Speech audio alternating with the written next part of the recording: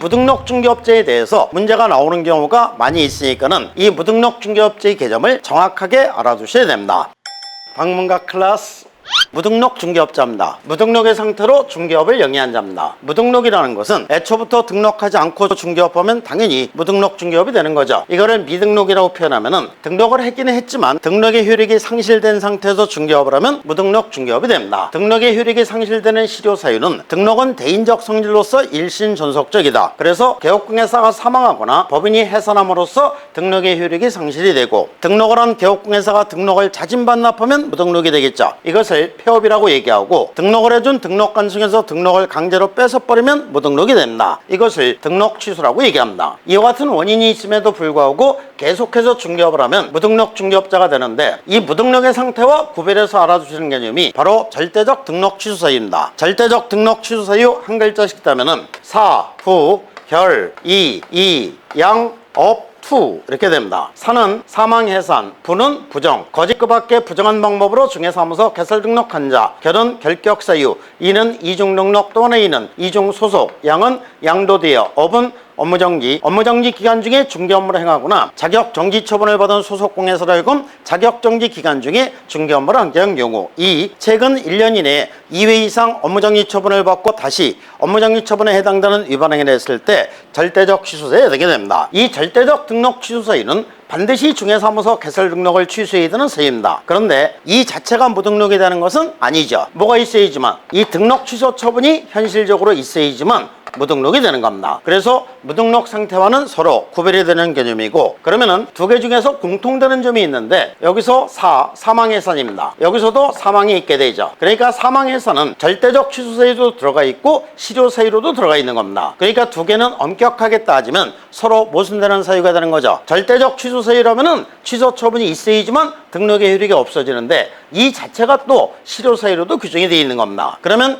개업공예사가 사망에 의해서 등록의 효력이 진짜 상실되는 시점은 1번 꼴깍 숨이 넘어가는 시점, 2번 등록 취소 처분한 시점. 몇 번? 꼴깍이 정답입니다. 그래서 이 숨이 넘어가는 시점에 등록의 효력이 상실되는 실효 사유가 맞는 겁니다. 그런데 왜 취소 사유로 규정이 되어 있느냐? 서류를 정리하는 방식이 바로 취소의 형태를 취하게 되는 겁니다. 그래서 사망한 경우에는 취소 처분이 없더라도 등록의 효력이 상실이 되는데, 나머지 사유는 전부 다 현실적으로 취소 처분이 있어야지만 등록의 효력이 상실이 된다는 얘기입니다. 그러면 무등록 중개업자가 거래계약 체결을 중개를 했을 때 그 거래계약의 효력은 어떻게? 유효. 거래계약은 그대로 유효가 되고, 그러면 거래 당사들은 무등록 중개업자에게 보수는 줘야 된다? 안 줘도 된다? 안 줘도 된다. 이미 줬을 때는 반환을 청구할 수 있다? 없다? 반환을 청구할 수 있다. 그 다음에 무등록 중개업자는 3년 이하의 징역이나 3천만 원 이하의 벌금에 처해지게 됩니다. 그런데 무등록 중개업자가 처벌되는 거지 거래 당사자가 처벌 대상이 되는 것은 아니다. 이렇게 되겠죠. 그래서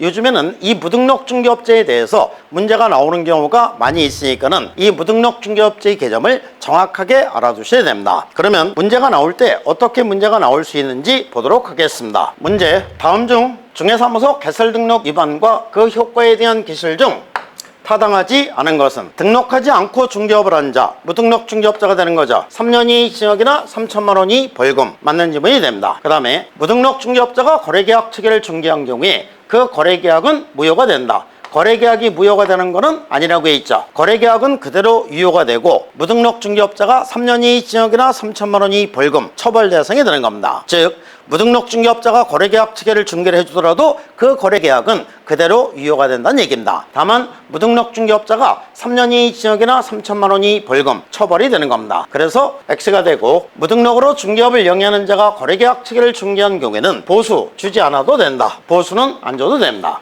그 다음에 중개사무소 개설 등록한 개업공예사가 사망할 경우에는 개설 등록 취소 절차를 마치기 전이라도 개설 등록 효력은 소멸된다. 꼴깍 숨이 넘어가는 시점에 등록의 효력이 상실된다고 했습니다. 무등록 중개업자에게 중개를 위한 거래 당사 처벌 대상이 된다 안 된다? 처벌 대상이 되는 것은 아니다. 동그라미. 그래서 이제 이 2번이 정답이 되는데, 무등록 중개업자가 거래계약 체결을 중개했을 때 그 거래계약은 무효가 아니라 유효가 되는 거죠.